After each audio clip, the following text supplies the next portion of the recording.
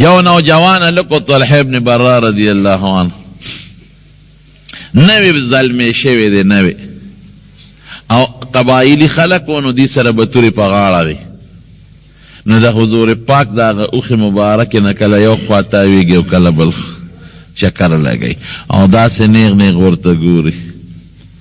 حضور پاک مبارک پتا اشارہ اکلب دی خواراش برخوردار دا اولی مانا تاویگی را تاویگی ویحبک یا رسول اللہ دا اللہ رسول ریر میں خوخی دی علوم بی نظر لی دی گوری دیر زیادت میں خوخی رشتیا چی دا حضور پاک مخ مبارک دا بچا پا مینا و قتل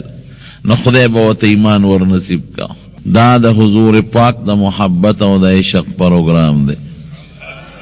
نو دا حضور پاک دا محبت و دا عشق پروگرام چی اللہ قبول نکی سبا قبلے گی دا با قبلے گی انشاءاللہ خمونگ لدے اللہ پا دا اجتماع پا دا اوریدو و ویلو او پا دے ناستر دنیا و دا آخر اجرون و برکتو نرا نصیب کی رونو دو سیزون دی زمانگا استاسو دا کامیابی ذریعہ دا یو دا اللہ ذات تے و بل دا رسول اللہ مبارک ذات اللہ زمان خالق و مالک تے دا زمان ایمان دے منگے پیدا کریو او منگ لے جن را کردے دے او منگ لے بچی را کردے دے او منگ لے خکل شکل را کردے دے او منگ لے مسلمانی را کردے دا او منگ لے جنت پیدا کردے دے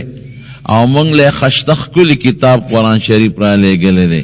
او دا دوار و جہان و مبارک سردار زمان دا ہدایت تپار را لے گلے دے نو دا دا غزات سر مین بم کو محبت بم کو او پزلکی بدا اللہ سر دیر لوی عقیدت و عظمت ساتو دا بزمونگ دا ایمان نخی یو داشو دویم بزمونگ دا دوار و جہان و سردار سر مینی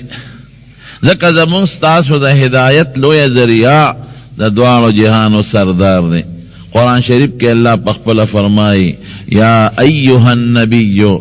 انا ارسلناک شاہدا ومبشرا ونذیرا وداعیا الاللہ بإذنہ وسراجا منیرا اللہ دیر خکولی صفت کی پقوانان شریف ویتا دیل لیگم چی خلقو تا دا جنت لارا و خیوزیر ولا ورکی او دا دوزخ نخلقو یر و منع کتے او ما تا خلق رو بلے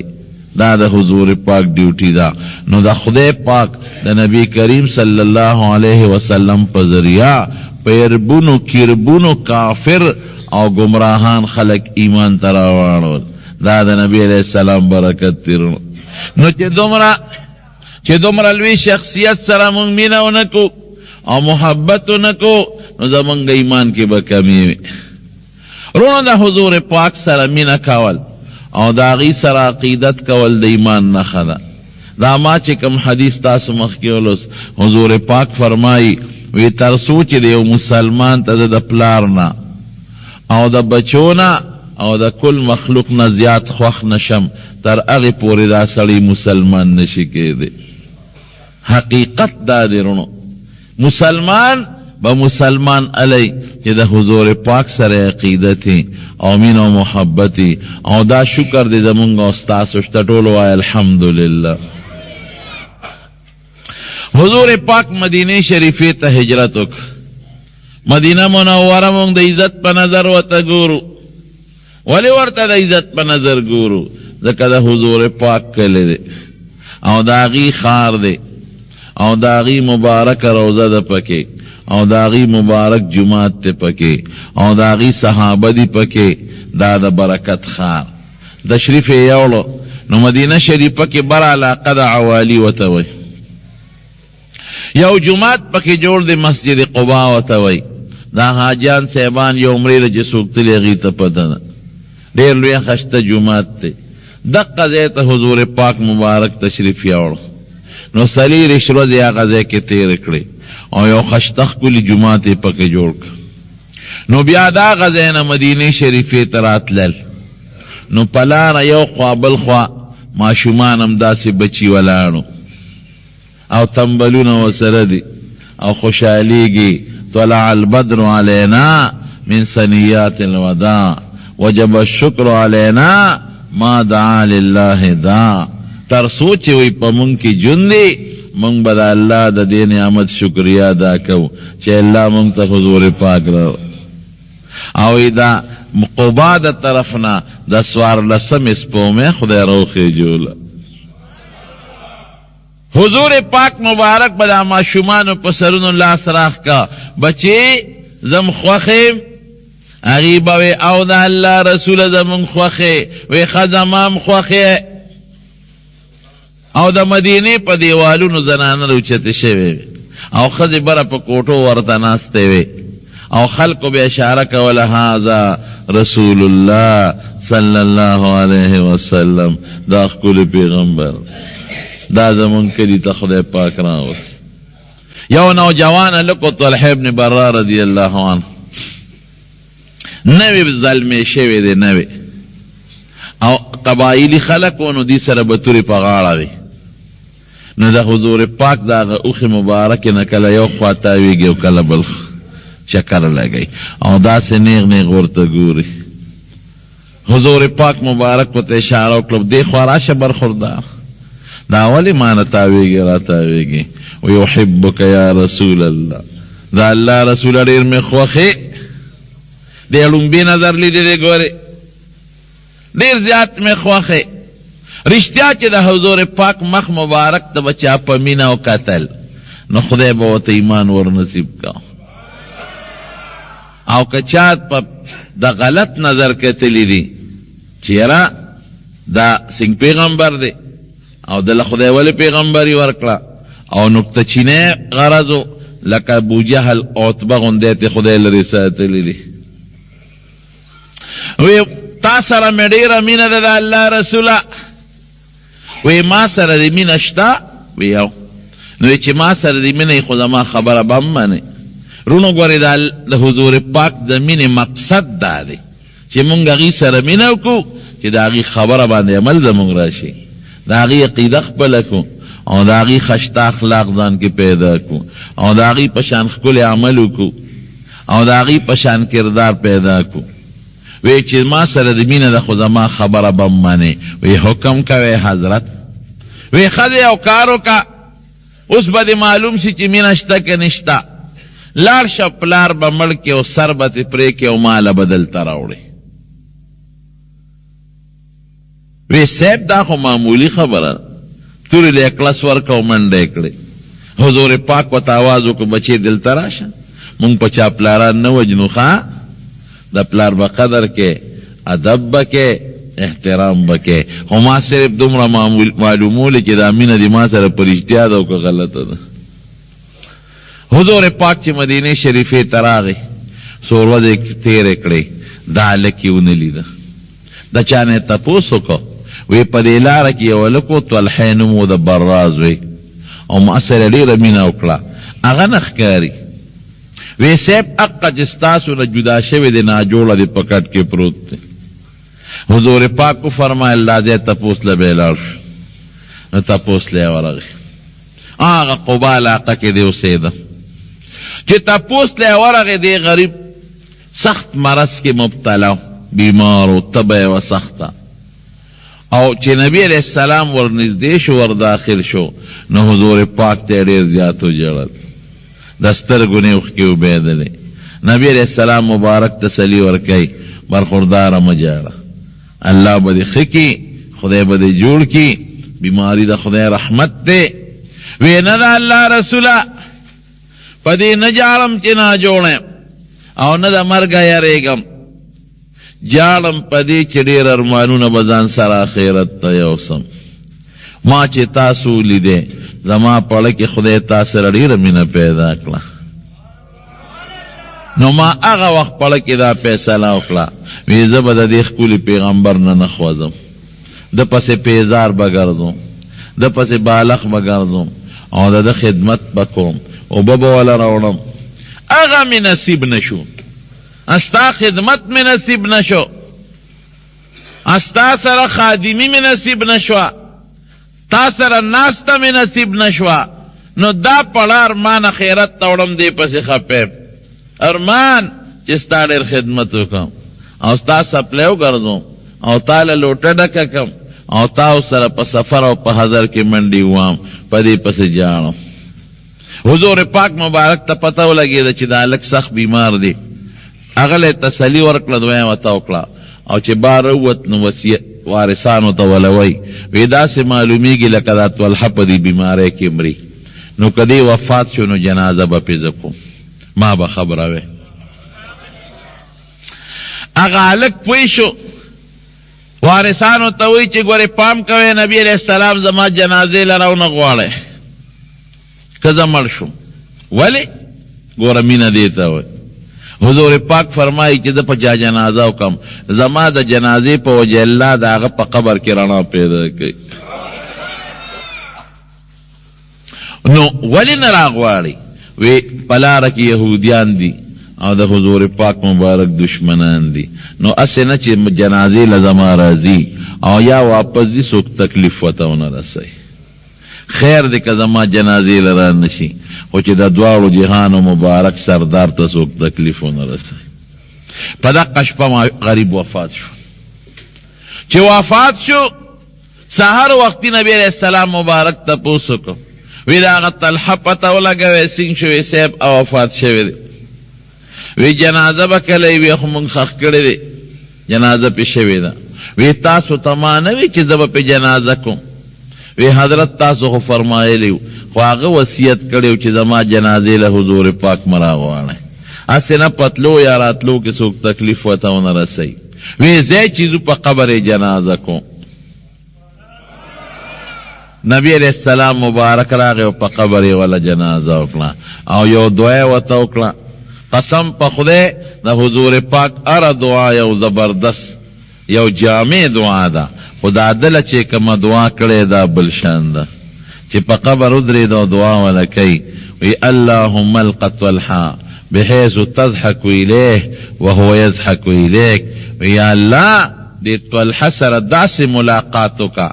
ربه داسې ملاقات ورسره وکړه چې ته ده ته خاندې او دې تا ته خاندي، چې یو بل ته خاندې داسې ملاقات ورسره. دا د هغه د مینې وجه چې رسول الله مبارک سره مینه. قسم د صحابه او د حضور پاک سره ډېره لویه مینه کړې ده. یو جهاد له نبی علیه السلام مبارک ته یوه ښځه و یو ماشوم بچې ورسره پوټینې د ورونی ماشوم چې دا ټوکله کې تړلې، دا ښځه د لاس یې اوچت که او خدای ته یې چغې کړې، یا الله نن رسول الله مبارک جهاد له روان دی او زما دومره څوک نشته چې زه ورسره ولېږم. د دې خاوند د دې نه مخکې جهاد کې شهید شوی،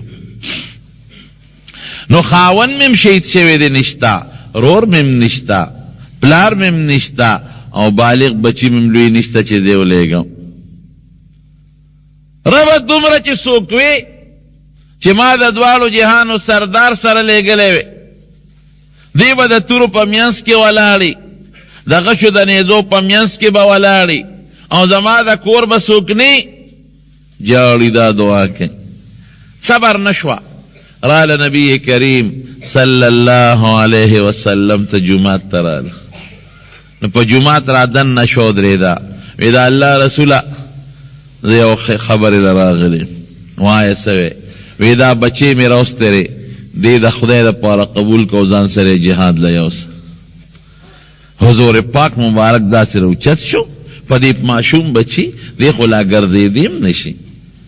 په خړپوس هم نشي ګرځېدی، دې څنګه جهاد له بوځم. په جاړه شوه، وی صاحب ما ته اجازت وکړه چې زه در سره لاړه شم. وی نه ښځې خو به نه دی. وی ښه خاوند مې دې نه مخکې جهاد کې شهید شوی دی او زوی مې نشته چې د سره ولېږم، پلار مې نشته چې د سره ولېږم، رور مې نشته چې د سره ولېږم، او تاسو به یوازې د دشمن په منځ کې څوک تکلیف درته ونه رسوي. دا بچې مې واخله ځان سره بوځه. وی دې څنګه بوځم؟ په ده څوکم، دې خو ګرځېدی هم نشي. وی د الله رسوله دې یو صحابي له ورکه،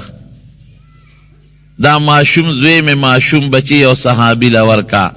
چې کله تا باندې څوک په توره یا په غشي په نیزه غزار کوي، زما دا ماشوم به لکه د ډال غوندې تا ته مخې ته نیسي چې ستا دفاع پې وشي.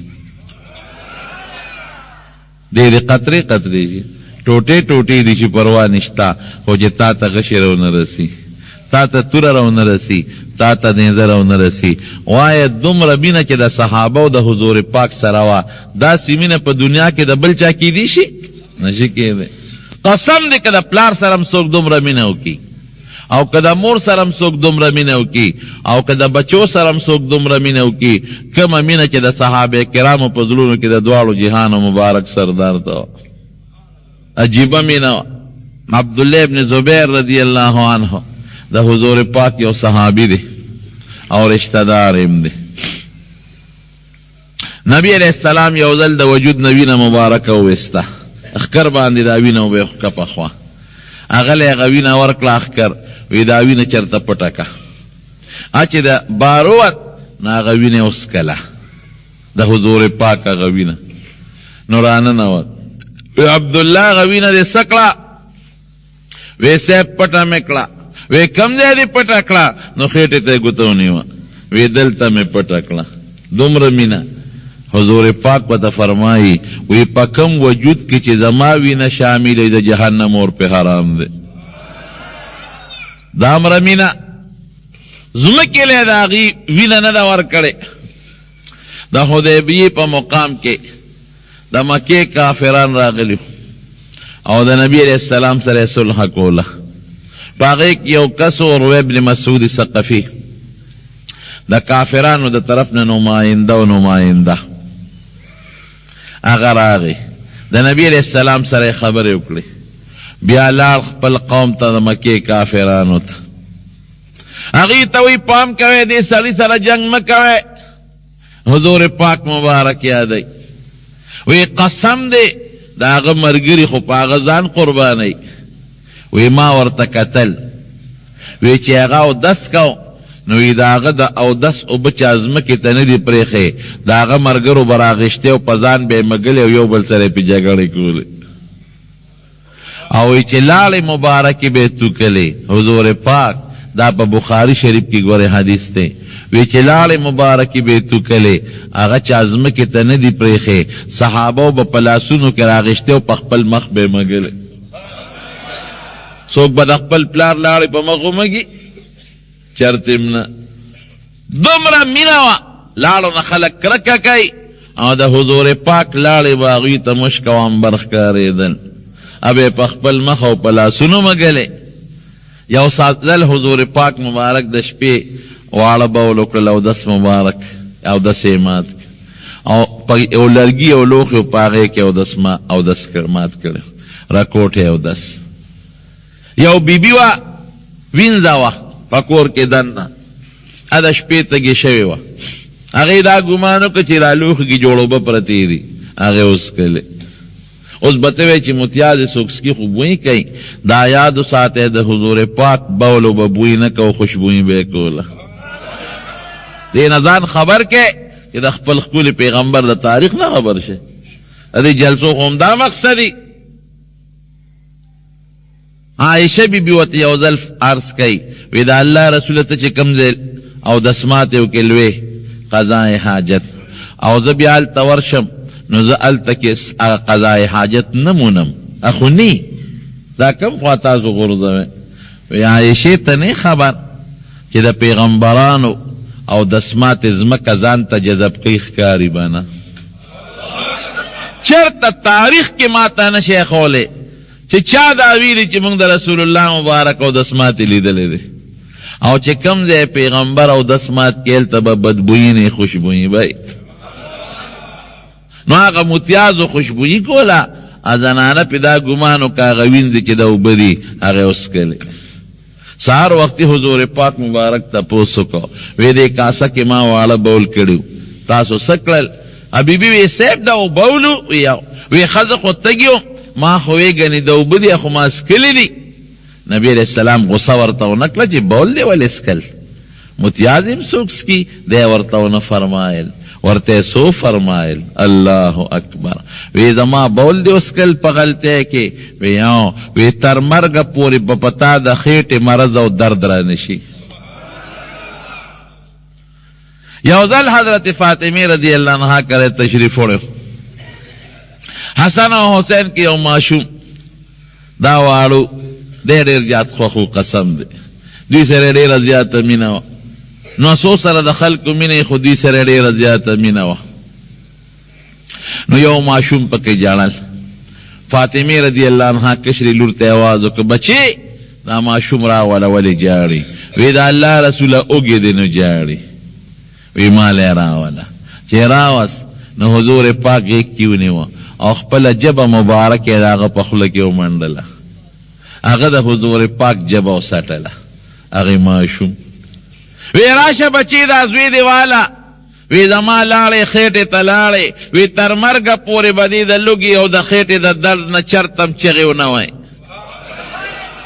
نه به پې د خېټې درد راشي او نه به پې لوږه راشي دا د حضور پاک د لاړو مبارک و برکت او د صحابه مینه زما دې په خدای قسمي قربانېدل به صحابه کرام ځانونه به قربانول د حضور پاک له یو صحابي دی حضرت سعد رضی اللہ عنہ دا صحابی دا رنگ نم تورو او شکل امداسی و چی پوزے غٹا وا سترگیم سبل شانتی وی غوگونیم بل شانتی و دیر بدنما غندیو دا شکل نا خو اللہ گوری دا انسان شکل تا نگوری خواہ ان اللہ لا ينظر الى صورکم ساسو شکل تا سوک نگو اللہ نگوری عمل تا گوری نو اسم پا مکہ مکرمہ کے کتاسو دا دیر مرگری بحج عمری لتلی الته د افریقې دا تور خلکي بعضې پکې عجیبه غوندې شکلونه پوزې او سترګې او غوږونه تور هم یو شکلونه هم بل شانتي نو دې تک تور مو په مخې غټ غټ داغونه مو او شکل هم څه بل شانتي او ډېر غریب و یو ځل د هغې حضور پاک مبارک ته کېناسته او جړلې وی د الله رسوله وی ما به خدای ځان ته رانږدې کړي پرې به مې دي ما به جنت ځان ته پرېږدي او د جنت حوری به میزان تپریدی حضور پاک ورتا فرمائی وی ساده که زما او د الله تابعداري دی وکړه نو خدای به دې ځان تپریدي رانږدې به دې کړي او د جنت حوری به دې ځان تپریدي او جنت به دې ځان تپریدي او که زما او د الله تابعداري دی ونه کړه نو نه به خدای ځان تپریدي نه حوری او نه جنت دا ولې دا جاړې ولې وی سیب وی دا شکل همالا اللہ را کردے دا تور شکل او دا بل شان شکل زمان خلق نفرت او کرکا کئی دا چی پا یو جامو بوس کم پاغی سوکو بنس کی ما سر سوک لاس نملاوی سوک را سر کینی نا سوک را سر یو دے ڈوڑے نخوری ما نا خلق کرک ماشون بارو بس بچے ماشون بارو بس بارو بس دا ماشوم جاړي باري وس یو کس نو مال خلق په دنیا کې کرکه کوي نو دا شکل هماله الله را کړی نو زماړه کې سودا شو چې خدایا مخلوق را نه کرکه کوي نفرت کوي اسنه چې د قیامت پر ورځ خدای استمانه کرکه وکي او چې دا تور غرزوي دوزخ ته او جنت وای چې زه خدای نه پریدم لري کې او دا جنت حوری وای چې دې موږ نه قبل ولرې کې الله ویریدم مخلوق نفرت کوي نو خدای را نفرتونه کوي حوری او جنت نفرتونه کوي نو ځکه جاړم څوک لور خور نه راکوي کینی را سره څوک د لاس نه ملاوي لور خور به سره کوي حضور پاک او فرمایل مخفه کېږه زما د الله تابعداري وکار سبا د افتاد خدای او جنت حور هر څه به دې ځان ته نږدې کړي وی لکه واده ته دې جوړ لکړه کېږي وی د الله رسوله ولې مې نه کېږي او ماله څوک لور خور چېرته راکوي یو صحابي په مدینه شریفه کې عمرو ابن وهب رضی الله عنه هغه ډېر مالدار او لور یې پیغله وه نبی علیه السلام ته یې ویلي و چې زما لور پیغله ده که څوک دې پیدا کړل ولی یې ورکړه صحابه به هم دقسې کول چې ده ته یې وویل ځه عمرو ابن وهب له ورشه دا هغه لور ده ما درته درکړه ورشه ورته ووایه دې لاړ د هغه دروازې له دروازې او ډبونه اوله راووت وی ستاسو نوم عمرو ابن وهب دی ویو وی ستاسو لور پیغله شوې وه او نبي علیه السلام زه رالیږلې یم زما دپاره رمالی ده هغه چې ده ته وکتل چې د شکل ته او رنګ ته او مخ داغونه پوز او غوږونه بل شان وی ته لږ صبر وکړه ښځې سره صلاح کړو ښځې ته یې لوی خدیراله دروازې په چوندې کې وکتل وی سړیه د سره خو زمونږ لور ګزاره نشي کولی د سره به څنګه ګزاره کوي سبا به زمونږ لور خپی نو بیا به حضور پاک هم خپی نو داسې وکړه چې حضور پاک په ته لاړ شه ورته ووایه چې زمونږ لور له بل څوک راولېږه مونږ چې قربانه لور خو گزاره به نه کوي نو سبا به دیم خپی لور به هم خپی بیا به حضور پاک خپی نو دی غریب را رخصت کړ لکه بیا خپه ده چې ما خو وی چې ما له څوک لور خور نه راکړي هغه لور یې دا خبرې واورېدې وی بیبي څه چل شوی دی وی دا ستا دپاره حضور پاک یو هلک رالیږی رشتې له خو مونږ واپس که وی ولې م واپس که وی بچی هغه څه بل شان شکل یې دی رنگ یم تور دی او شکل یم څه بل شانتی دی ته ورسره ګزاره نشې کولی ما ته متوجه شي ته ورسره ګزاره بچی نشې کولی وی بیبي ولې م واپس که وی ډېر بل شان شکل پوزه غوږونه سترګې او د رنګ نم تور او غټې غټې دانې په مخ وی مور یې رالیږلی چا دی وی حضور پاک مبارک رالیږلی دی وی شابه مور یې راواپسې که وی زما د قسم په الله چې ماله د کم خاوند بندوبست د دواړو جهانو سردار کړی دی هغه ماله د ډېرو ښکلو خشتو خاوندانو نه بهتر دی راولی بچی مونږ خو پې خوشحاله یو مونږ خو یې ته به ګزاره نشې کولی وی زه ورسره کوم ګزاره حضور پاک رالیږلی بس را واپس یې کوي کار دی وشو زمونږ لور د سره خوشحاله ده زه نبي علیه السلام مبارک ته ووایه دی راغې خوشحاله حضور پاک مبارک ته وی چې کار وشو جي وی ښه مهر به ورکې وی صاحب مهر زه ته وایي او واده کې او مهر نه پېژنې یو صادر و د غریب هغه د پرتوب په دی لنګ کړی و ځان ته د کمیس هم نو سپلی هم نشته ټوپې هم نشته کورس هم نشته وی ښه داسې وکړه لاړ شه حضرت عثمان رضی الله عنه ته عبدالرحمن ابن عوف رضی الله عنه ته او حضرت زبیر ته دې درې واړو ته ووایه چې 200 درهم دله درکې ما ورته یاد کړه او یو صحابي ناستو وی هلکه ستا خو 2 کوره دي وی وی دا یو درته وبخه وی صاحب ومې بخه ورته قسم دی هغې به مالونه قربانول فورا کورم شو او 600 درهم هم رالل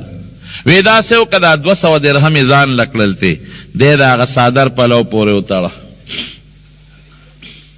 وی دا 200 درهم د ښځې مهر شو دا به هغې له ورکړي او دا 400 درهم یو څه په دې ځان لم جامې واله او ښځې لم واله او د کور کټوی سمسۍ هغه زمانه کې خو قصه اسانه وه دا هم پې برابر که چې د واده بندوبست یې وکړو دې لال 200 درهم یې ته جدا پلو پورې وتړل چې دا مې د ښځې مهر شو په دې شرط نو د نبي علیه السلام مبارک ملګرتیا دې وکړي او که چا سره سامان جنګ خپل نی نو هغه دې نه ځي چې ده دا اعلان اورې نو خپه نیولی شو هغه دوباره اعلان وکړه بیا د دوکان نه لږ رابار شو چې درېم اعلان یې وکړه دې هلک یې وایي چې ښه زه به واده کوم زه به د حضور پاک به د تور او د نیزو په میاس کې او زه به د ښځې سره پروت یم دا چېرته کیدی شي دوره مینه دې ته وایي لکه حضرت حنظله رضی الله عنه چې دا به څنګه وشي هغې به میدان جنګ کې د دشمن په میانس کې د تورو غزارونه او زه به خوشحالي کوم په کور کې دوکان یې پرېښود لاړ منډی تاسې ځان له واغېشت او توره یې واغېشته او یو نقاب یې ځان له واغېش روبند چې په هغې یې ځان له دا مخ وتړه صرف سترګې یې ښکارېدې مخ هرڅه پټ کړل او پاسې خپه واړو له میدان جهاد ته ورسېد چې هلته ورسېد جنګ شروع دی پکې شامل شو په جنګ نو زبردست جهاد یې وکړه د دنیا کافر یو خوا بل خوا مړه کوي مردارۍ خو مخ یې تړلی دی څوک یې نه پېژني صحابه یو بل ته ویل لکه څوک ناشنا نو مسلم راغلی دی ځکه مونږ خو یې نه پېژنو نوی مسلمان دی او ناشنا بهادر دی او د دنیا کافر یې مردار کړل یو ته او بل ته حضرت علی رضی اللہ عنہ پاک مبارک ته راغی وی صاحب یو هلک راغلی دی نوی مسلمان دی او ډېر بهادر دی او د دنیا کافر یې مردار کړل ډېر غیرتي وی کم دی؟ وی آغا اس باندې سور دی آغا یو. دغه وخت کې د تورو چته کړی په یو کافر غزار کو، نو دا صادر د دې لاس نه پروت یو. نو حضور پاک دا مټ ولیده، دا تور مټ او داغونه دی په. هلکه وی دا خو هغه سعد معلومیږي، اظنه سعدا، دا خو هغه معلومیږي هغه سعد. ته ورشه د جوړ هغه د واده تنظام پر پځای پرېښه، د جوړ په هغه پیسو دا اس او دا توره واغېستل او میدان ته راغی. تپوس دې وکړه چې هغه دی که بل څوک دی؟ حضرت علی رضی اللہ عنہ ورغی ورته وی نبی علیہ السلام راولېږلم، تپوس کړي ته هغه سعد دی؟ سر یې وړقاو چې ومغې واپس لاړ. وی د دواړو جهانو مبارک سردار ام اقا سعد دی. ارسې قربان کړل او هغه ښځه پاتې شوه او ارس پاتې شو او دا د جهاد لراغلی دی. چې دا خبرې دوی کولې نو جنگ کې خو چې ته مړي کې ته هم لګې، دا نه چې ګنې ته به بچې. د یو کافر سره مقابله راله، کافر پې زورور شو، دی په توره ووو چې وی و اسې هلته پرېوت د وینو شور پوړ، اسې هم زخمي شو او دی د اس نه بل طرف ته پرېوت او داسې سخت ولګېد چې د وینو دا دریاب ته روان شو. نبی کریم صلی اللہ علیہ وسلم ورمنډه کړه په خپله ځان یې ورورسو او دی روچت کا او دی خپلې غیږ پورې ونیوه، دی غیږ پورې. او قسم د روایت کې راځي چې حضور پاک په خپل مبارک صادر تی وینې پاک گئی، په دې صادر مبارک ولا تندیم پاکي او مخم ولا پاکي او پوزم ولا پاکي او غیږ کې د حضور پاک پروت دی. الله اکبر، سونه قیمتي شخصیت د نبی علیہ السلام دی غیږ کې د قصیونی وکلک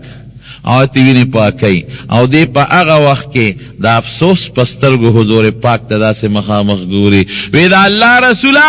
جنت بمازان تپریدی، اللہ بمازان تپریدی، دا جنت ہوری بمازان تپریدی. اغا افسوس نارے لگولا حضور پاک وی اے سعدا زما دے پا اغا ذات قسمی چی زما سادا چا پہ اختیار کدا چی زبد اللہ دربار کے تالگوی کوم جنت بد امزان تپریدی، دا جنت حرم ستا دی او خدای بد امزان تا نزدی کی. چی حضور پاک دا آوازو کا دیکھ ردی غریب نساو خاتا دا نبی علیہ السلام پا غیق کے ما تا سوک نشی خولی دا طول و احادیث و ذخیرہ گو رہے کہ دا چانا دا حضور پاک پا غیق کے سانا روتے بیردی صحابی نا قل بچیم دا حضور پاک غیق کے ندی وفات دا قا صحابی وفات تے دا دا دمینا محبتو لکی دا سوچو چی مانا خو نفرت کئی خلق شکل میں بل شانتے دے اللہ و تا دنیا کیو خولا چی تازه دا حضور پاک غیق لرسو ستانا بسادا حضور پاک پا غیق کیوزی او اغا خلق چی تانا نفرت کی گوتی در تن روڑی تانا با حضور پاک پا خپل مبارک صادر و پا خپل لاس و مخپا کی اللہ و تخی. نبی کریم صلی اللہ علیہ وسلم چی در سو خطا وی خندل مخی بل طرف تاوارو او صحابو تیرا شدارور مچت کے کہ لک طبیعت دا حضور پاک مبارک برابر شو نو صحابو تی تپوسو که وی سیب دا خود خندا وخنو تاسو خو خندل او بیا مخبل طرف توالو دا ولی وی چرا دا افسوس میولید او ما قسم خوڑا نوی خدای دا ما قسم رشتونی که وی ما پخپل استرگو دا جنت یو خشته رولی دا چی زما دا حوض کوثر نے جام را ڈکڑی و دل راز غلاو خوشحال شم ام خندل کہ شکر دے خدایا زما قسم دی رشتیا کا او ما تا دی پسترگو خول او زن کدن کی دی وطا ہورو خولا او زن کدن کی دا حوض کوثر و بزما پیوس کلے نو لگا حیارا لدا حوری نمخ میں بل طرف دوانو رونو من دا حضور پاک دا ایمان نخدخا من دا حضور پاک وایا دا ایمان نخد نو دو منی یو دا اللہ دا ذات سر منی دا اللہ ذات کی دا اللہ کتاب قرآن شریف امراغ او یو دا رسول اللہ مبارک سر مینا نو مدینہ منورم پکرالا او صحابہ کرامم پکرالا او قرآن پکی مینس کلی دا دوارو ام پکراغی راغلی دا اللہ نا دیو نازل پر رسول اللہ مبارک دا مینی بکو اس دا مینی مقصد سدے دا مینی مقصد دا حضور پاک تابیداری درونو یوازې ګورې په دې هم کار نه کوي چې موږ وایو چې زما مینه ده او مینه ده او مینه ده او مینه ده. مینه به کې د مینې مقصد د حضور پاک تابعداري ده. ولکم فی رسول الله اسوة حسنة لمن کان یرجو الله والیوم الاخر. حضور پاک زمونږ دپاره الله نمونه را لېږلې، د هغې په شان عقیده به زمونږ ساتو، د هغې په شان ښکلي اخلاق به ساتو، د هغې په شان کردار به ساتو، او د هغې په شان ښکلی عمل به کوو، او چې هغې څه کار کړی دی به کوو، چې څه نه یې منع کړی د هغې نه به ځان ساتو. دا به زمونږ مینه وي چې حضور پاک وایي داسې وکړه او زه یم نه صاحب دې کې خو نه یم. دا مینه نه شوه. د مجنون او د لیلا قصه درته یاده نه. مجنون براته او د لیلا د کور د وطن د کلي سپي به ښکلول او دیوالونه به ښکلول. ولقد امر علی الدیار دیار لیلا، وی د لیلا په کورونو تیریږم، د لیلا د په دروازو په کلي تیریږم. ولقد امر علی الدیار دیار لیلا. نو چې تیریږم نو دا دیوالونه ښکلوم، اقبل ذل جدار و ذل جدار، کله هغه دیوال ښکلوم کله دا بل دیوال ښکلوم. بیا وی وما حب الديار شغفنا قلبي ولكن حب من سكن الديار. وی د دیوالونو باندې عشق نیم، وی دیوالونو مینه مې پاړه کې نه پرتا، د دیوال دننه چې څوک اوسېږي هغه له هغوی سیرې کړی. نو یو ځل راغی نو هغه ځنګل کې دیره شو، د لیلا د کور مخې ته ځنګل دیره شو. وی زه په دې لاره کې چې ته راووته پړونې خو به یې ووینم، دا دیوالونه خو به وګورم. دیره شو. لیلا ته چا وی چې مجنون خو راغلی دی ځنګل کې دیره دی. وی دی غریب خورس کیسه وی اسم نشته. وی ښه یو جام پی وله لیږې، یو جام پی به دې څکي. نو دی غریب له یو جام پی د یو ځل دولاړل. یو بل مجازي مجنون راغی، هغه وکتل چې دا خو پی پکې ملاویږي، هغه د هغه نه دې خوا ډډه وواله. پی بتل دی مجازي مجنون بسکل، هغې غریب ته به نه رسېدل. ورخ کې خو ته دې پروت و، په لاره کې دې پروت دی، پی به دې مجازي مجنون سکل. یو ځل دی لیلا وی هغه ته خو پته لیلا ته نه لګېده، هغه وی ګنې حقیقي مجنون پی وسکل. نو یو ځل لیلا هغه هلک ته وی چې یاره بلا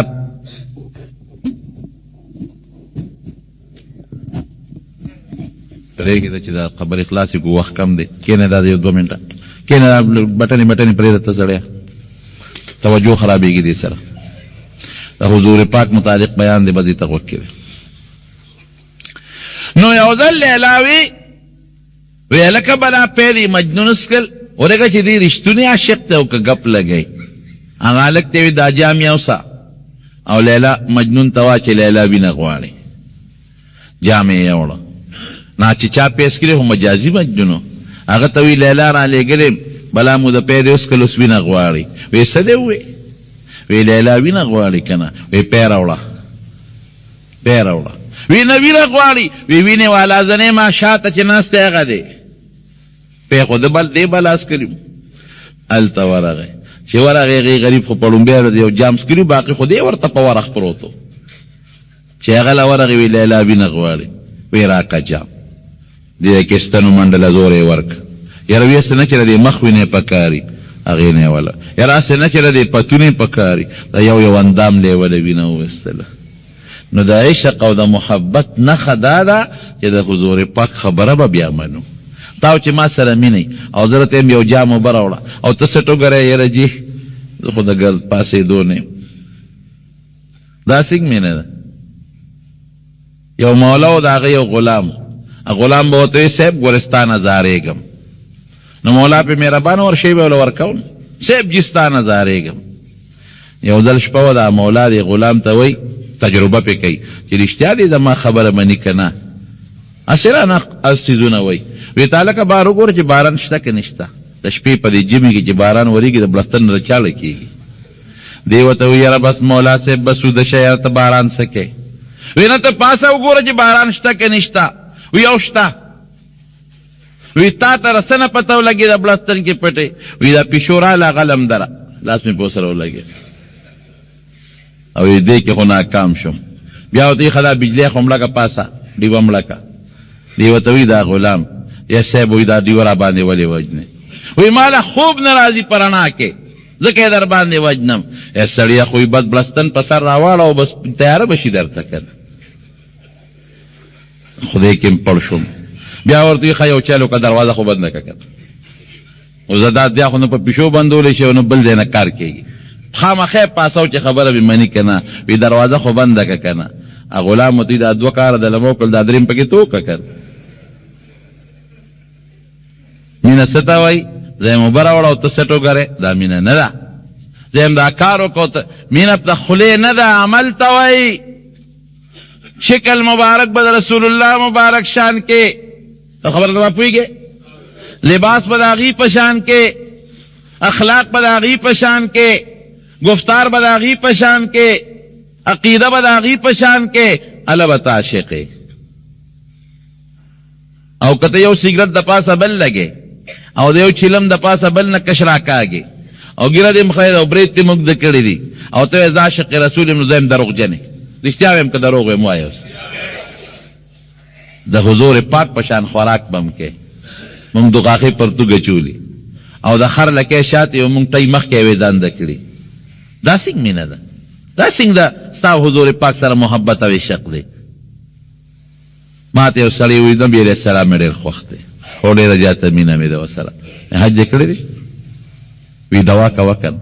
مې دوا خو به کوم خو پیسې خو د سره دي که نه څنګه مینه ده ته راوباسه پیسې مدینې منورې ته لاړ شو نبي نه پتې به دې ولګي یو بلډینګ اخلي یو مکان اخلي یو پلاټ اخلم بل پلاټ اخلم یو فلان کوچ اخلم مدینې منورې ته نه ځم چې د حضور پاک ملاقات وکړم او دوا کوه زما مینه ده مینه د عمل نوم دی اطیعوا الله و اطیعوا الرسول دا الله او د رسول تابعداري به کوې ولکم فی رسول الله اسوة حسنة ستاسو دپاره وي حضور پاک ښایسته ښکلې نمونه ده شکر د ستاسو مینه صافه اندازې نه ماته پته ولګېده ټول وایي الحمدلله دې خوا راغې کېناسته وی ما نه ګناه شوې ده ما پاک که بل طرف ته د نبي علیه السلام مبارک مخ واړو 4 ځله تې هغې مخ واړه او دې 4 ځله راغې وی ما غلطي کړې ده ما پاک که چې 4 ځله په ځان اقرار وکړو نو بیا ته نبي علیه السلام تپوس کوي هلکه لیونې خو به نه وی نه روغې یو صحابي ته وی ته راشه دې وګوره نشه کې خو نه دی هغه وله خوله بوی کړه وی نه صاحب د شرابو څه بوی ترې نه راځي نو بیا ته پیغمبر علیه السلام نورم لږ تحقیق واغېسته احادیثو کې راځي چې د هغې پوره یقین راغی چې دا ګناه کړې ده نو صحابو ته بوی دی او دې رجم کې سنګسارې کې ځکه چې سړی اقرار وکړي همدغه طریقه ده او دې واده کړي و مسلماني او اصیل انساني مریني نو دې طریقه ده چې دته به رجم سنګسارېدل دا د سزا ده د صحابو به دغه طریقه وه خلک وایي پلانکی صحابه نه غلطي وشو پلانکی نه وشو غلطي و خامخا کېږي شیطان او نفس د انسان یو پیغمبران د ګناه نه پاک دي انسان نه خامخا ګناه کېږي خو داسې به چام څوک نه لیدي په مخ د ځمکه چې د هغه نه دې غلطي شوي او هغه په خپله ځان احتساب ته پیش کړي او حضور پاک ته راشي او خپله ګناه ذکر کړي چې دا ګناه ده ورته پته ده چې دغه سنګسارېدلې سزا ده او بیا مو راشه ما سنګسار کا نبی علیہ السلام صحابو ته دې بوځه سنګسار کړي چې دې بوت او پکاڼې ویشته نو خامخا ځان خوږ دی دې غریب به کله یو خوا منډه کړي کله بل حضرت عمر فاروق رضی الله عنه خواله ورغې نو هغه د اوښ یو جامه پرته وه هغې راواغېسته په هغې یې پرې غذار وکړو دې را پرېوت ساتې ووت نو حضرت عمر په وجود لږې وینې پرېوتې نو هغه ورته لږ بد رد ووې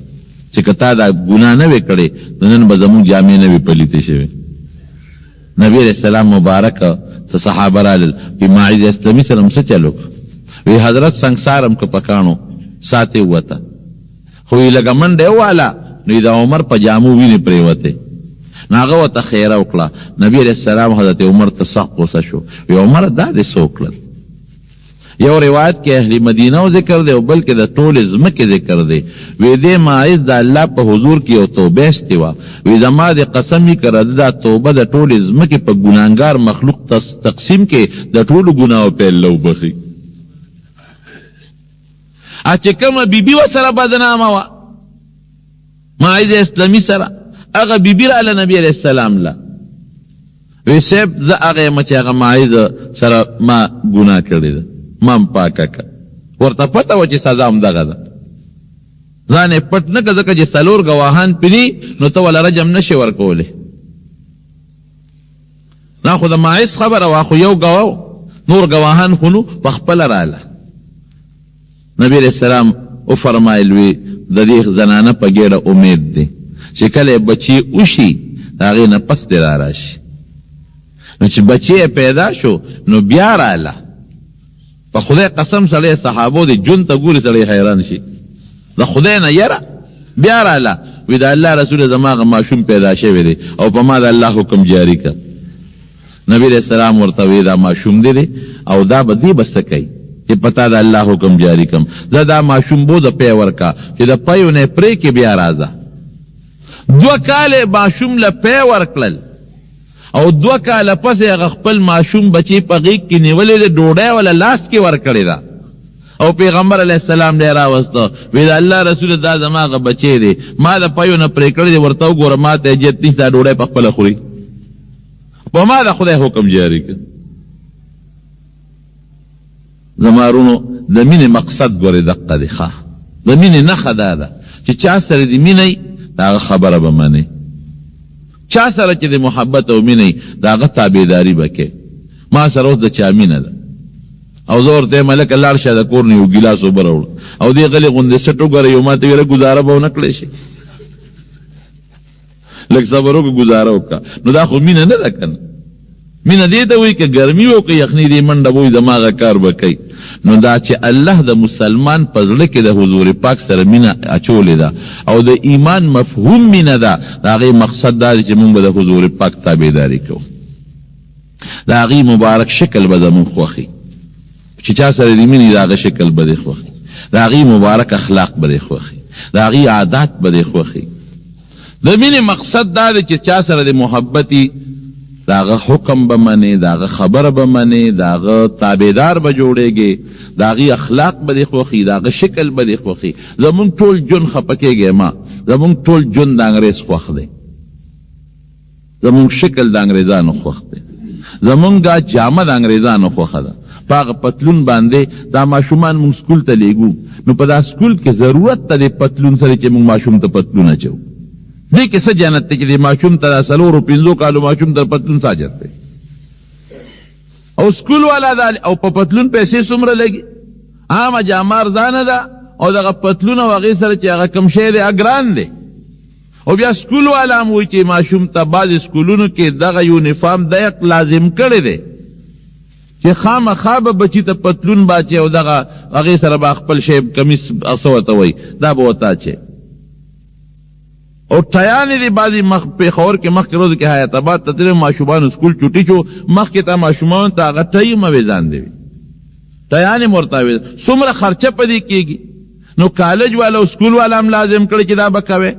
امور و پلارم کئی پیسے پہ لگئی خدا کئی دا ولی پیسہ پہ زیادہ لگی دی اسکول والا تا پتہ رچی دا لباس دا خلق و خوختے نو چی دو تا دا لباس پا دا اسکول کے شرط کم دا معشوم بمال راولی او دی سکول والا تا پتہ دا چی دی لباس پس شاعت یو بل نظام دے نو خلقو تخیچی گوری دا دی لباس والا قبل نظام دے نو دا ما دی سکول کی خود لکے گی نو کدا خلقو پزلے کے دا غا لباس سر دا غا دوغاقی پرتوک سر مینہ نوے او دا غی پشا چے کم تہذیب پروت تے دا غی پتلون پشا چے کم تہذیب پروت تے او دا غا لکے چے دا تی مخ کے ویزان دی دا دی پشا چے کم تہذیب پروت تے کہ مسلمان سر دا دی مینہ محبت نوی سکول والا با دا لباس ولی شرط کو دا خپل سکول دا پارا کالج والا پرائیویٹ با دا خپل کالج دا پارا دا لباس ولی شرط کو فقط پتہ رچے دا دی خلق دا شیخ وقت تے پیسہ پہ دیر لگی خوار کئی ہے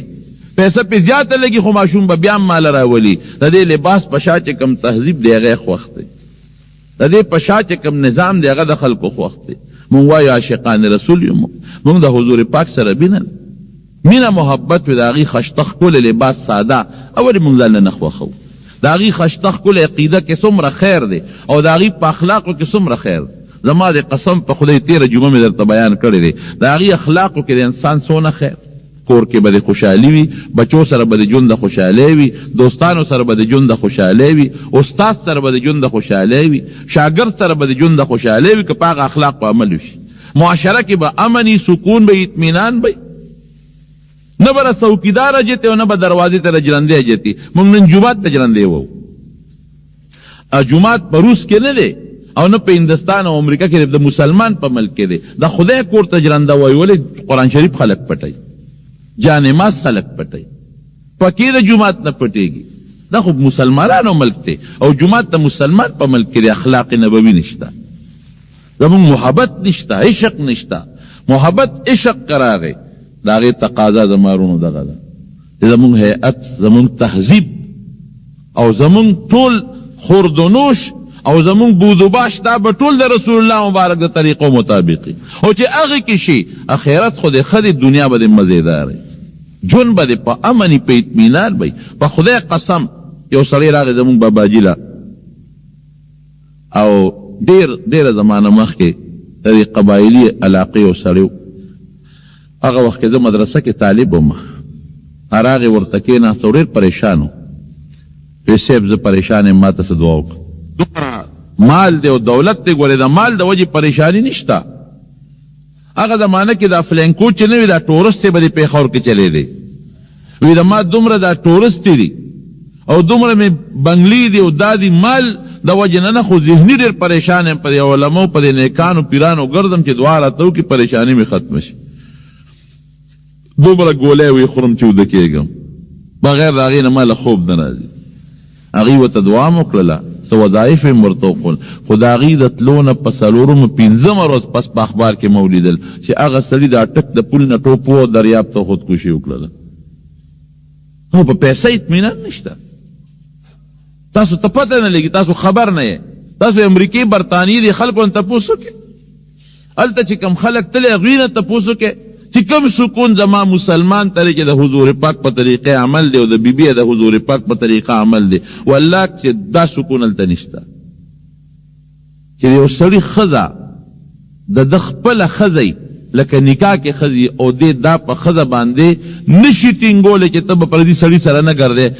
دا ژوند دی. د سړي ښځه به په دغه انګلینډ او امریکا کې درته یادو. دا مې ورید تواتر سره ماته دا خبره رسېدلې ده. د سړي ښځه به پردي سړي سره به روانې. دې نشي ویلی چې دا ښځه ته ولې پردي سړي سره لاړئ. لور به د پردي سړي سره روانې، خور به پردي سړي سره روانې، مور به پردي سړي سره روانې. دا زما ګرل فرینډ او دا څه شی دی، بوای فرینډ. او تاسو په اخباراتو کې ویل دا څه ژوند دی. د سړي د ښځې پته نه لګي، ستا مخکې ستا ښځه کلب ته پلانکي سره لاړه او هغه اوبو کې ورسره یو ځای لامبي. نو چې دا د سړي ژوند دی، دا څه ژوند دی.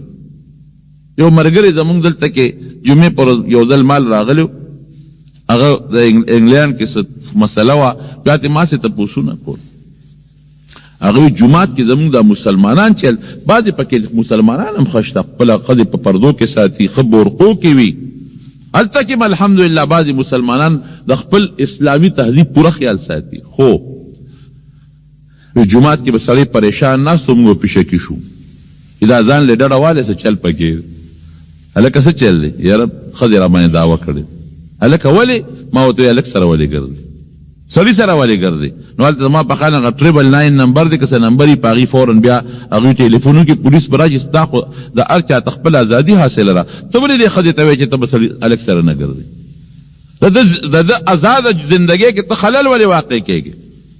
هلته به بل غریب چې لږ به بوډا او خفه او پریشانه جومات څه چل شوی دی،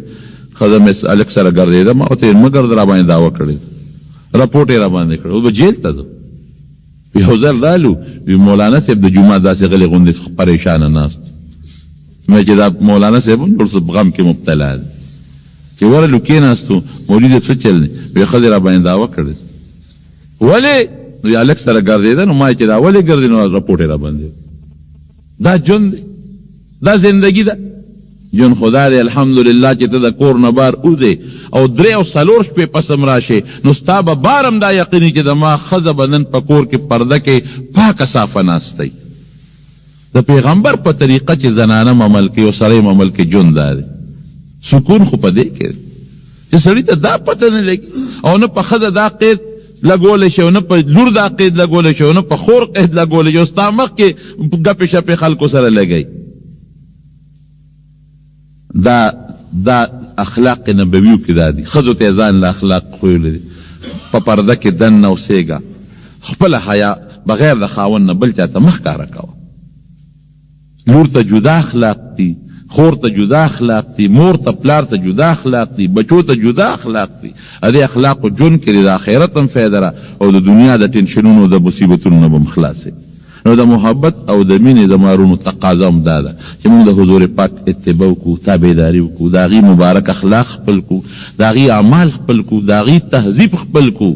هغې چې کوم تعلیمات موږ له د معاشرې را کړي په هغې موږ عمل وکړو. الله دې دا زموږ نصیب وګرځوي. نبی کریم صلی اللہ علیہ وسلم فرمائی چې کله رب العالمین جہنم پیدا کر او دا جہنم عذابونه پیدا کر نو حضرت جبریل علیہ السلام میں مقرر کہ اطلاع شو دا جہنم سیلو کا وګوره څنګه شی دی سو بوترانی دی شو کبه نشي. حضرت جبریل علیہ السلام چې لاړو د جہنم نه غیر چاپیره چکرې وواله دا غیر عذابونه وکتل. رب العالمین تراغی اللہ ذوالجلال تے تپوس کی سنگ جہنم سنگو خشیرے کا خراب شیرے سوک بور تراشی کا برانشی یا اللہ او یا خلیر لوی عذاب دے سخت اور دے او راتلل خسکے خو کچام دا دے ووری دل دا جہنم و دا دے عذاب نخبر شونو اللہ خلق بتے او تختی سوک برانیز دے مرتنش چا کار سره چې څوک اور لرازي، چا کار سره چې څوک غنو ازغو او مارانو لړمانانو لرازي. الله که چام د جهنم اوریدل ټول خلک به تختی یو به موله نږدې نه راځي. بیا ته رب العالمین د جهنم نه غیر چاپیره د خواهشات نفسانیه او د ګناهونو توکل. حدیث پاک کې راځي بدعملي، حرام خوري، د دنیا د آزاد جون، د دنیا د فحاشی او د خواهشات چې د انسان ورته زړه کېږي، د انسان ورته شوق کېږي، اگر چې د الله نه دي خو د انسان زړه ورته مایل وي دی ته ګیر چاپېره ته وکړه. زه ته ورشوې ته بیا وګوره چې جبریل علیه السلام دوباره ورغی او د جهنم نه ګیر چاپېره د انساني خواهشات ولیدل، دا نفساني خواهشات چې دا د خدای نه دي خو د انسان د زړه ورته په شوق کېږي او ورسی ولیدل. راغی رب العالمین نوی اوس دې څه خیال دی؟ وی الله یریږم چې دا ټول خلق دې دوزخ ته وردننه نشي.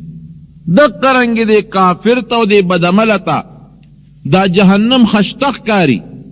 د جهنم نه ګیر چاپېره چې دا کم خواهشات دي د انسان او دا د ګناه ورته خشته، ګناه خو سړي ته په سترګو کې خشته ښکاري، دا فسق او فجور او ګناهونه دا ورته داسې مزین او خشتق د خواهشات دا ورته مزیدار ښکارېږي. که ډېر ورته مونږ وایو چې ګورې مه ورنږدې کېږه، پتنګ ته ته ډېر نصیحتونه کوه چې مه ورځه، ګورې تا ته خو رڼا ښکاري خو ګورې وبه دې سوځئ، تا ته خو دا ډیوه ښکاري خو ګورې دننه اور دی وبه دې سوځئ. پتنګ وایي نه دا خو ډېر خشته شی دی، دنیا روښانه کړه خو چې ورشي پکې تباه شي. دقه رنګې زمارونو د بدعملۍ مثال دی، د جهنم نه ګیر چاپېره ته ودي، مونږ ته خشته ښکاري، مزېدار ښکاري، کافر ته ښکلی ښکاري چې ورځم خو چې ورشي د جهنم په اور به سوځېږي. بیا نبی کریم صلی او نبی علیہ السلام فرمایي چې زه تاسو ته چغې وامه چې ای خلکه د اور نه دې خوا شئ، را دې خوا شئ، ګورې دا لکه پتنګ ته چې څنګه هغه خشته ښکاري دارنګې تا ته هم دا ښکلی شی ښکاري خو ګورې مور نږدې کېږې دا طبیعي شی دی. بیا رب العالمین د جهنم د جنت پیدا کړی خشته او ښکلی. جبریل علیہ السلام یې ورولېږي اطلاع شه دا وګوره چې ویې کته جنت کې خوشحالۍ ولیدلې، بوټي باغونه او هغه د جنت حسن او تازګي ولیدله. الله له راغی وی څنګه جبریل ودې لیدل؟ وی الله ډېر خشته څیز دې پیدا کړی، ډېرې خشته خوشحالۍ دي. څوک به راشي ول الله که چا واورېدل د دې نوم یې واورېده او دا خوشحالۍ واورېدې هېڅوک به پاتې نه شي، ټول به دلته راځي. یو ځل حضرت جبریل علیه السلام راغی رسول الله مبارک له، نو د حضرت جبریل علیه السلام په دې مخ کې لږ د خفګان اثراتو انسانی شکل کې نو حضور پاک ته تاسو کو جبريل ز پریشان غوندې نه وی الله رسول یم ولی وینن ما ته خدای وی چې دوزخونه وګورا نو ما دوزخونه وکتل نو خپشم ډېر چې دې تمام د خدای باندې بندگان دن کېږي نو جبريل دوزخونه که دوزخ وینا و دوزخ دی و دوزخ دی یو بل د پاسه دی الله رسول یو لاندې طبقه یو بره بره بره بره بره دې کې بس څنګه په طبقو کې بسو کې وی د الله رسول ټول لاندې طبقه کې به منافقین ان المنافقین لفی الدرک الاسفل من النار منافقین به لاندې پراتی منافق پیژنې دو قسمه دی یو عقیدوي دی یو عملی دی عقیدوي منافق هغه دی چې په لکه کافر دی په خلی مسلمان لکه عبدالله ابن ابی او داغه مرګري لکه کافر په خلی مسلمان منځبم کوي د سره عبدالله ابن ابی په جهادونو لم ته منځبم کو روزه به نیولې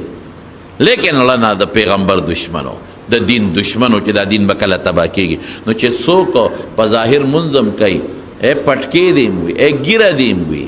اے ارس دی وي خو چې دلنه د دین دشمنی کې د اسلام بکله ختميږي دا مسلمانی بکله ختميږي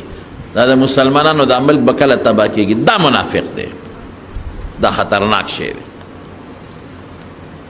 دی بلاندې درجه کې دا ګوره زمونږ په دې وطن کې بعضې خلک راوته دي خفه کېږه ما بعضې ښځې او سړي دي په دې کوڅو کې ګرځي د دین خلاف مخکې ورځو کې سوات ته تلم سوات یو مولانا صاحب خبره کوله چې یو د انجیوس ښځه وه جنۍ وه دا خو بربنډې ګرځي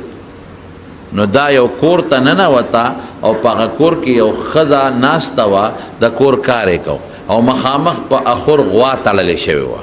ګوره اوس ښه د دین دی دشمنۍ ده اوس دا د انجیوس دا جنۍ چې دا نیمچلو پټی په سر ده او مټې ښکاره دي او لاندې پنډیم په ګیټیم ښکاره دي او نری جامې چولې دي او سر تور دی نیمه بربنډه ده دا اوس هغه ښځې ته وایي ته څه کوې په دې کور کې هغه ښځې ته وایي او تی څه کوم خو د کور کار کوم کنه وی بار نه ګرځي وی بار څه کوم نه څه کار روزګار وی کار روزګار مې خاوند کوي کنه خطاړو بار وځي نه به دې کور کې کنه دا موږ پښتانه وی ښځې له خو یا کور دی یا کور دا ښکلې خبره ده وقرن فی بیوتکن کورونو کې کښېنئ ولا تبرجن تبرج وزیر وځه خو د جاهلیت د ښځو په شانتې نه نو زه خو په دا کور کې ناست یم ښه نو بار کار روزګار بار ته نه وځې نه ولې نو خاوند راوړي که نه خاوند راوړي ډوډۍ راوړي هر څه راوړي او ما ته ږدي او زه وله خدمت کوم نو د جیو دغه جنۍ ورته وایي وایي ښه نو پته په دې غوا کې څه فرق شو دې غوا هم بار دنیا ونه لیده او تا هم بار دنیا ونه لیده ور اوس ښه دی تخرې ته دی غوام بار دنیا نه ده لیدې او تام بار دنیا نه ده لیدې غوالم ګیا راوړي خوري او تالم خوراک راوړي خوري غوام خدمت کوي پی والا ورکوي سوټې والا کوي او تم والا لګیا خدمت کوي نو پتاو په دا غوا کې څه فرق شو دا ښځی په دې پوهیوله چې نیکبختې بار وځه وګرځه چې دنیا ووینې سړی یې نه او تی نه یې ته غوا کې څه فرق شو وایي چې دا خبره یې ښځې ته وکړه نو دې کې د دې کور والا خره رادننه شوه اخري خبر په سارا سری کنه را دن نشو اخذ ورته وی غنجوز ولا جنیتا او دا خبره خود ټیک د چې مو د غوا کې فرق نشته خو تاو د خره کې څه فرق دی دا خرم بار ګرځي دنیا اینه تم بار ګرځي دنیا اینه د خره کې پړې نشته او تا کې نشته چې په کمال اړې دا خرم په ډیرانونو ګرځي او تم په ګندونو پسې بار ګرځي سالو سره ولکانو سره پټولو کې شپې ډیرانو نه دي ام آزاد او تم آزاد هم لږ سات لکور تراشي تم لږ سات تکور تراشي اغم لګیا دا پیدا ته اخلي او بار چا کرے تم نو تاو دې خره کې څه فرق دی وی د انجیو جنې پټه په سر کړو غریوال دا به خبره ورته په ذهن کې کوي کله برته وي مړی په دا بچي علم سره کې دا زړې خبرې دي خلک سپو مې ته وختلو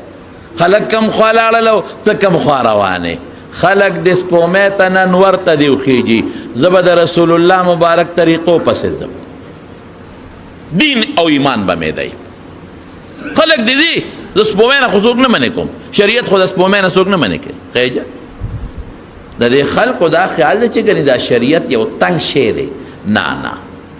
شریعت تا د دکاندارۍ نه منې کوي کوا د یو پسې دوه جوړ کا دوه پسې درې جوړ کا شریعت تا د تجارت نه منې کوي کارخانې جوړولو نه دی نه منې کوي ځان له جوړه کړه د موټر نه دی نه منې کوي درې ځان له واله صحابو سره وخانو دا موټر دی د کور نه دی نه منې کوي ځان له ښه ښکلی کور جوړ کړه هغه زمانه کې هغه اوس دا دی شریعت ته د ځمکې نه منې کوي د صحابو ما راته تېره جمعه ویلي دي حضرت عثمان صاحب څونه مالدار